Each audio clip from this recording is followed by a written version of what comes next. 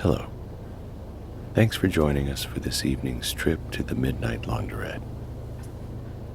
We're going to help you to just rinse away the worries of the day, creating the ideal conditions for a healthy, restful sleep.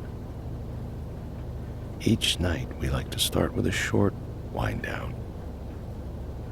It's particularly helpful if you're troubled by a busy mind when you're trying to get to sleep.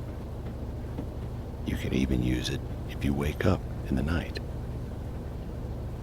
We're going to be counting our breaths and then just gently noting thoughts and feelings if they arise. We're not trying to replace them with anything else. We're simply labeling thinking as thinking, feeling as feeling.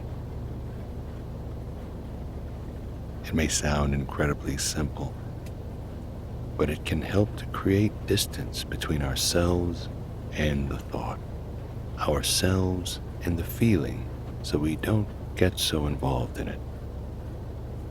And that creates a more restful state of mind. In other words, the perfect state of mind for gentle, restful sleep. So to begin with, just take a moment or two to get comfortable. Make sure you're nice and cool. Just starting with some nice, big, deep breaths. Breathing in through the nose and out through the mouth.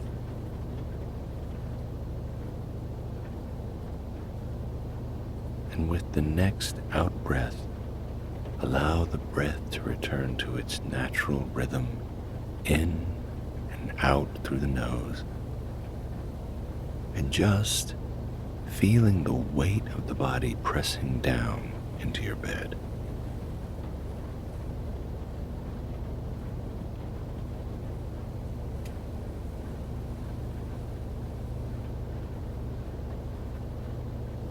And in your own time, starting to count the breaths as they pass. 1 with the rise, 2 with the fall, just up to the count of 10. When you get to 10, you can stop and start again at 1. And remember, anytime you get distracted, the moment you realize you're distracted by thought, simply note it, thinking, and return to the breath. Or if a feeling arises, feeling, and return to the breath. That noting is very gentle, not harsh at all. Think of it like a feather, just gently touching the surface of a crystal glass. I'm going to give you a few moments just to keep counting the breath and noting any thoughts and feelings that arise.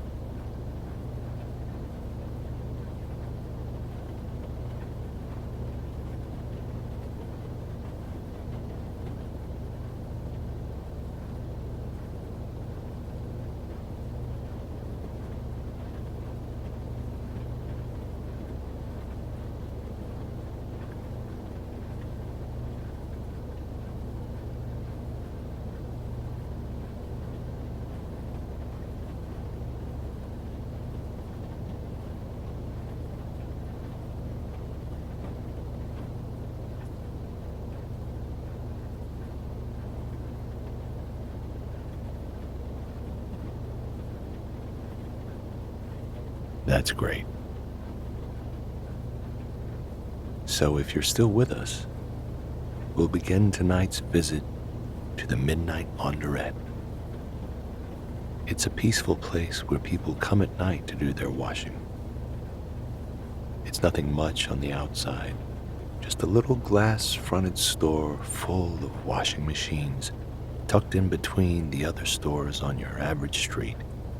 And if you've passed it in the daylight, you probably wouldn't have noticed it at all.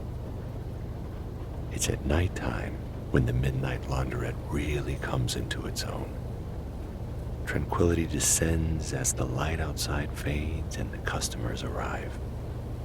They load up the machines with their laundry and quietly wait for the night to wash away the day.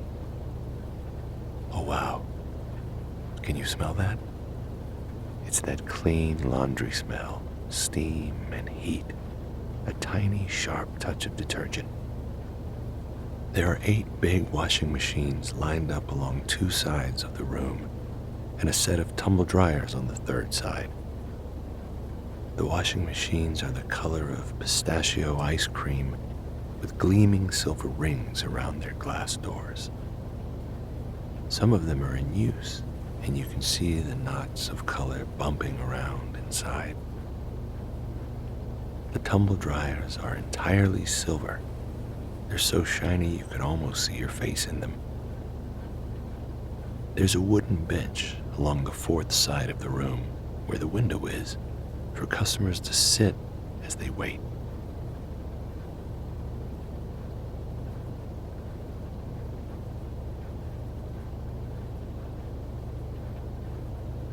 There's very little talking in the midnight laundrette. Just soothing companionship amid the gentle bump and churn of the machines. Being here is a bit like being indoors on a rainy day.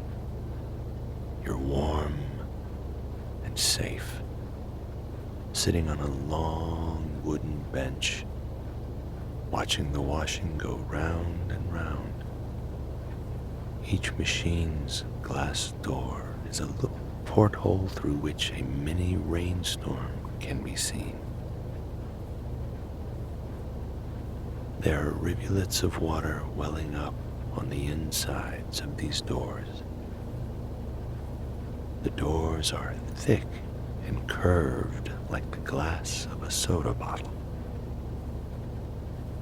Inside one machine, you can see little pockets of foam gather at the bottom and then disperse as the drum swishes rapidly from side to side. The clothes seem to resolve themselves into a smile, as if to say, "Look how clean we're getting." Every now and then a car passes in the street outside. Whoosh, and the sound blends in with the whir of the machines, the occasional gurgle as water drains, the ting of a zip or the click of a heavy button against the metal of the drum, and the happy sighs of the customers.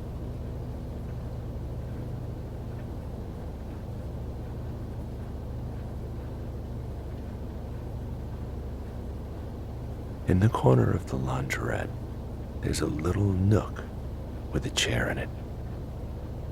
This is where Rita sits. Rita is the midnight laundrette's manager, and she oversees everything. She isn't here every night. It's a self-service laundrette after all. But she is tonight. Rita wears a patterned scarf tied over her hair with a floral apron. She doesn't mind mixing and matching. She's a colorful lady. Sometimes she dozes off, lulled to sleep by the sound of her machines.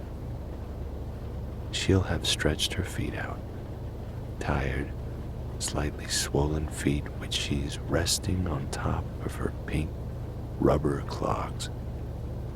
You can see some flecks of polish left on her toenails from the loving but inexpert pedicure her granddaughter gave her a few weeks ago. And she'll have clasped her hands across her stomach and shut her eyes for just a moment.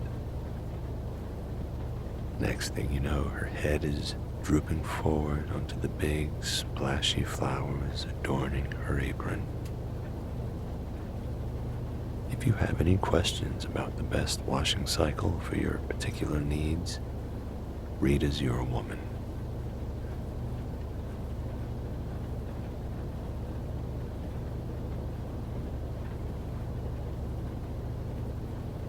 There's something about the lighting in the Midnight Laundrette. It's just the right kind. Not too dim, not too bright. You'd probably expect to find some kind of strip lighting in a place like this. Well, it's nothing like that. Oh no. This is a warm, reassuring light. And where exactly it comes from? Well, that's a question. It must be cleverly tucked away in little nooks in the ceiling somehow. This is just a very loving kind of light. And guess what? It makes you feel lovely.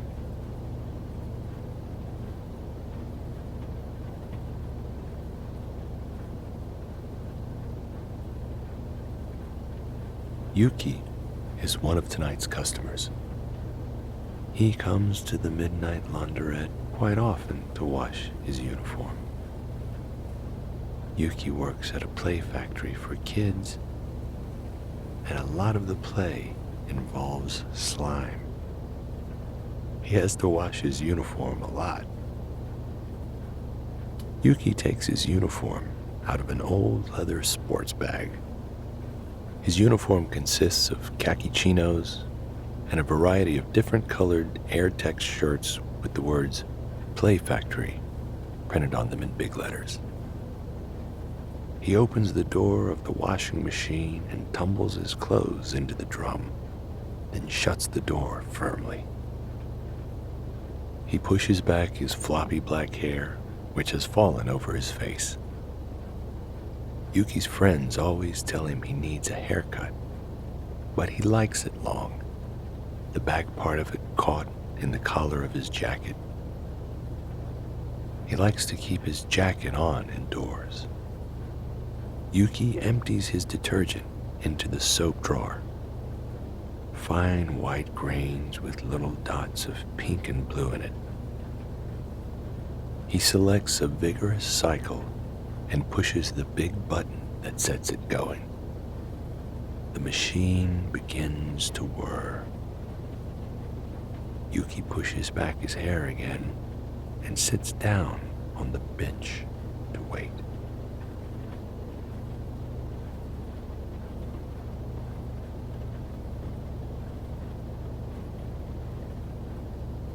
Diane is washing delicates. She runs a vintage clothing emporium, and she owns a lot of silk tea dresses. She isn't wearing one tonight, though. She's wearing a pair of cut-off jeans with rips all over. You can tell they're the kind of rips that have come about over time. They weren't bought that way. Her t-shirt has a palm tree print. You'd never know she's usually attired in silk and vintage knitwear. Diane has already been here for some time, and her machine beeps unobtrusively to let her know the cycle is finished. She opens the door and gently pulls her garments into a plastic washing basket. The delicates wash doesn't go through a spin cycle, so each item is dark and heavy with water. Diane lives nearby. She'll be taking her damp dresses home in the washing basket where she can dry them flat to protect them from stretching.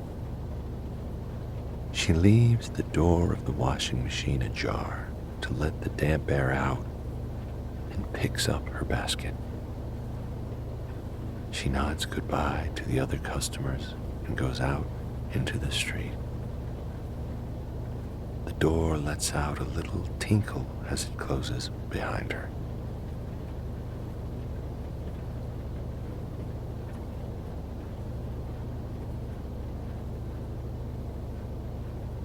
Sometimes there's a little music playing in the Midnight Laundrette. Nothing you'd notice all that much, just little tune running under the sound of the machines.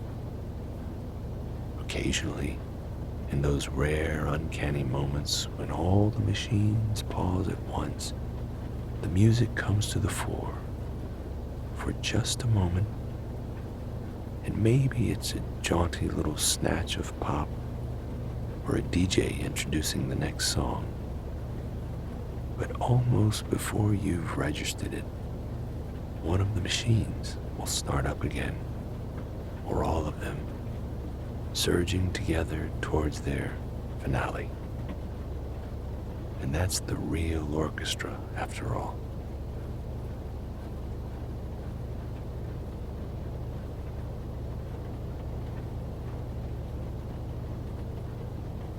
Evie pulls her clothes out of the tumble dryer and holds them in her arms for a moment.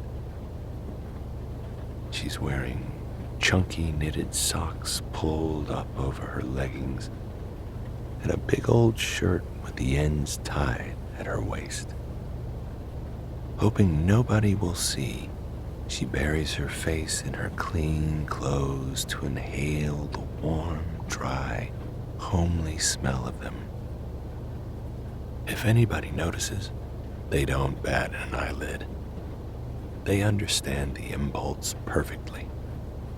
Evie drops the clothes into the basket at her feet and carries it to a workbench to the right of the tumble dryers, which she thinks of as the folding area. Evie loves to fold clothes. The expression on her face as she folds is pure concentration. She has a stack of gold bangles on each wrist, which slide up and down her arms as she handles the clothes.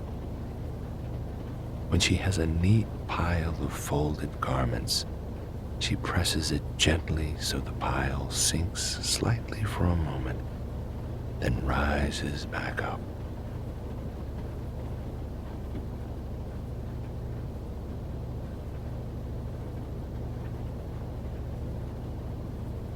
Sitting exactly halfway down the bench is a man named Devon. You know that's his name because it's sewn into the breast pocket of his shirt in red stitching. Unless it's not his shirt, in which case his name might not be Devon at all. Devon is wearing a pair of big white sneakers, and he's gazing down at them in a state of complete repose. He's leaning forward with his elbows on his thighs, his hands steepled, all 5 fingers touching their opposite number. His hands are huge. His arms are pretty mighty too. Devon collects sneakers, and he keeps the white ones looking fresh by scrubbing them with toothpaste. You can tell the ones he's wearing now have been given that treatment. My goodness, they're dazzling. Watch out, you might need sunglasses. He's got a whitewash on, of course, and most of it is his baby daughter's clothes. White baby grows, little white vests and pairs of pants, tiny pairs of white socks so small Devon could wear one on his big toe. Devon and his partner dress their daughter entirely in white. Her name is Bianca.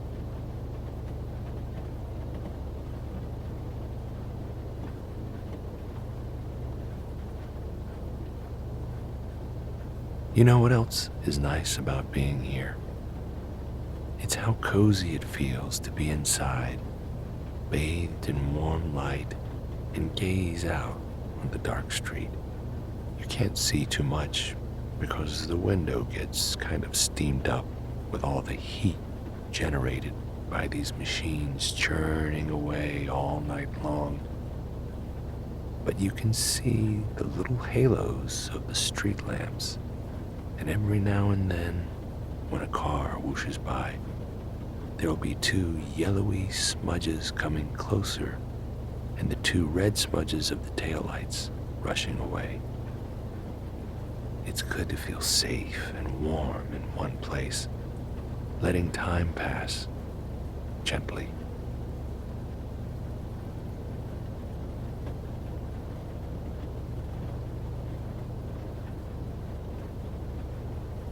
Sometimes people come here even when they don't have any washing to do. They just like the atmosphere. Nothing to do, nowhere to be, just peaceful sounds and soothing smells. One of these visitors is named Angela. She's sitting at the end of the bench, watching the machines and listening to the sounds. Sometimes, if a machine beeps and its user hasn't noticed, Angela will let them know. She keeps a close eye on proceedings. Angela is wearing furry sliders and white ankle socks with a little frill at the top. When she gets up and walks over to help another customer with the vending machine, her sliders slap gently against the floor. It's a smooth linoleum tile with pink and blue speckles.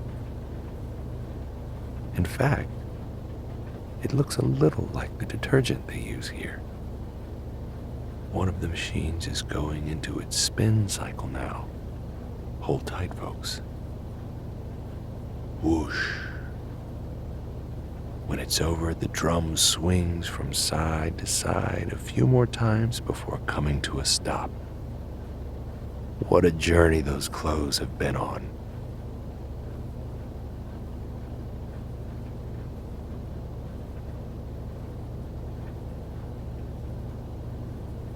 Did I tell you the Lauderette has a cat? No one knows where he came from, but one night he snuck in, probably for the same reasons as any of us, and took up residence. Strictly speaking, he doesn't have a name, but Yuki, one of the Lauderette's regulars, has been heard whispering Albert to him as he pets him under the chin.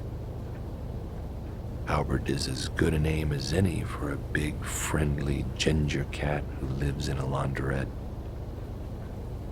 Albert likes to sit on top of one of the tumble dryers on an old towel somebody left there once. He's laid claim to that towel, and no one will take it away from him now. If it wasn't for the gush and churn of the machines hard at work with their washing and drying, you'd be able to hear Albert snoring ever so gently. Curled up like a croissant, with one paw over his eyes, his body rises and falls rhythmically. When the dryer he's sitting on judders to a halt, he opens one golden eye and then closes it again.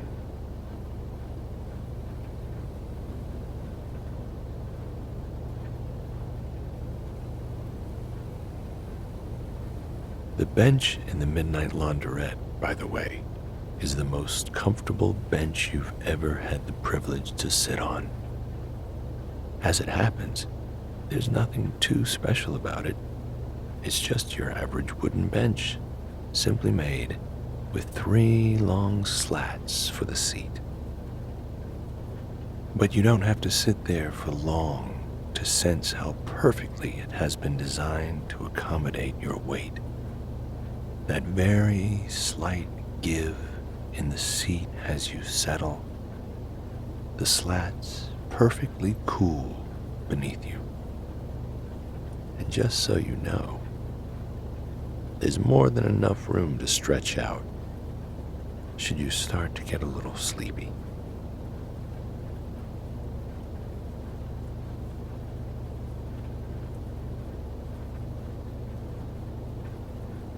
The door tinkles to admit a new customer, A woman with flowing hair wearing a floor-length tie-dyed skirt dotted with mirror sequins.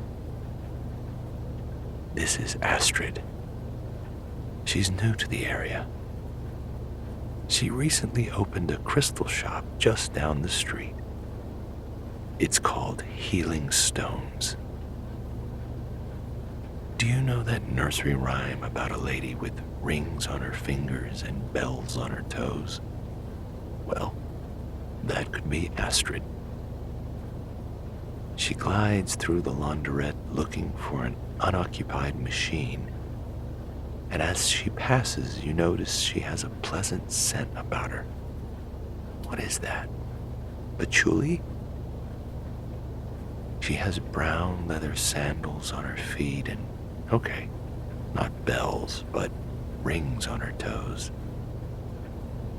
She's carrying her washing in a bag that appears to have been woven together out of numerous strips of fabric in shades of brown and maroon, with many fringes and tassels hanging from it.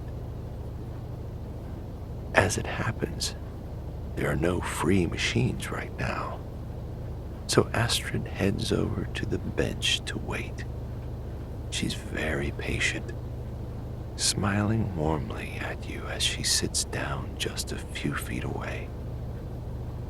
You know what? She's probably just guessed your star sign.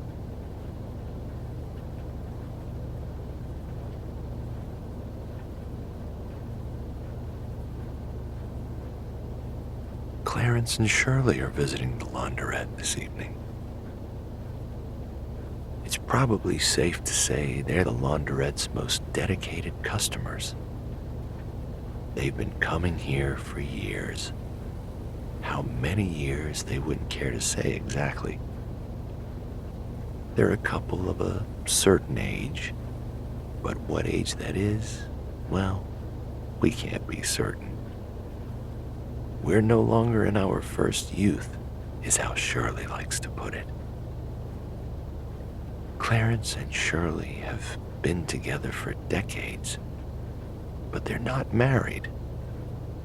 We never wanted to make a fuss, Clarence will tell you. Tonight he's sitting on the bench, resting his legs, while Shirley peers at the time remaining display on the machine. "How long have we got left, Cheryl?" he calls to her. But she doesn't hear him. She's got her hearing aid turned off so she can have a bit of peace and quiet. Clarence takes out a crumpled newspaper and peruses the headlines. He's humming an old song from the 60s under his breath. Shirley sits down next to him, pats his knee, and leans into his shoulder. Now she's humming a tune too.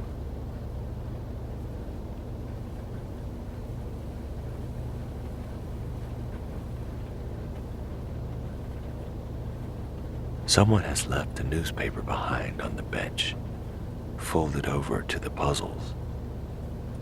You pick it up and glance at some of the puzzles. An incomplete cryptic crossword with some unassigned guesses scribbled in the margin. Hush, hush, Mandarin? And a very half-hearted attempt at a Sudoku. At the bottom of the page, there's a mysterious cartoon featuring a cat pretending to be a psychiatrist. There's a joke in there somewhere, but you're not sure where. For now, you let the paper rest on your knees and turn to look out of the window. Actually, you can't really see the street because it's dark outside. But it's nice to watch the interior of the Laundrette behind you reflected in the window. Just a little blurrier than in real life.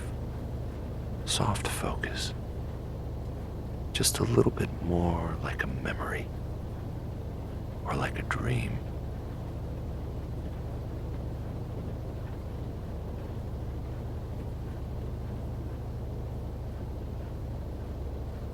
The young man leaning against the workbench next to the dryers is called Timmy.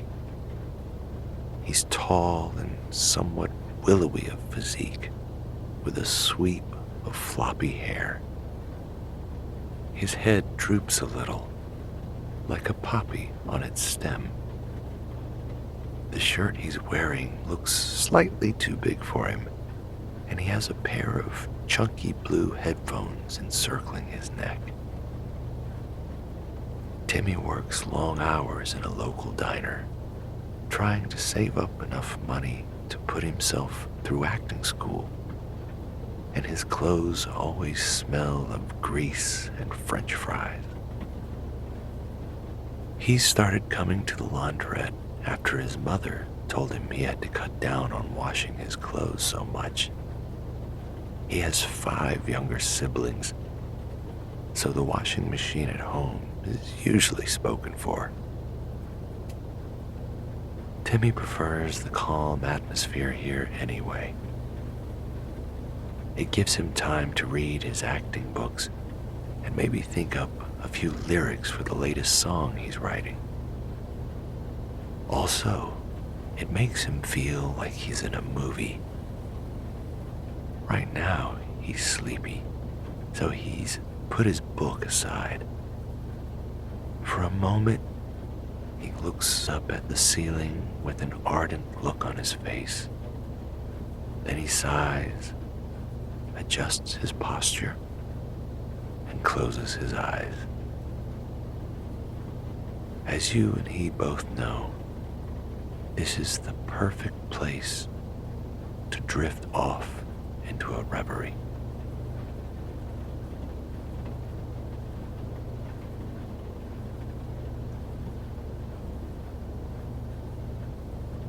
As the night draws on, it's as if the Lauderette and all its occupants have fallen under the night spell. The noise of the machines softens and slips into the background like a distant sea. The movements of the customers opening and closing machine doors, inserting coins into slots, pouring out detergent, pairing socks, shaking out crumpled clothes, seem ever more effortless and in tune. They seem to be involved in a dance that requires no choreography, but comes as naturally as one breath after another. Sometimes the door opens to admit a new customer. Sometimes it opens to allow someone to leave. Each time it tinkles as if to say, "Welcome," or "Good night, come again soon."